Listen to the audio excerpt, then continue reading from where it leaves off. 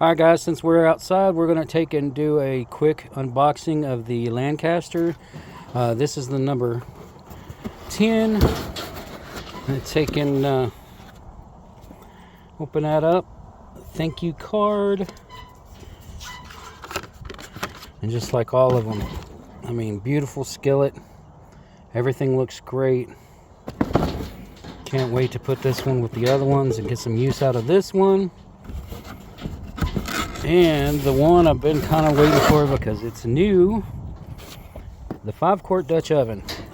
This thing online looked beautiful, and comes with a first time use card. Got the lid. Oh, it's got some weight to it. One thing I like about the lid, I mean, they got the raised letters and numbers on it. I mean, it looks beautiful. Oh, that's a pretty. And look at that. I mean, you can see it shining from in there. It's not going to shine for long, though, because I'm going to use this thing. And look at that. Gotta say, Lancaster makes some beautiful stuff. Y'all have a great day.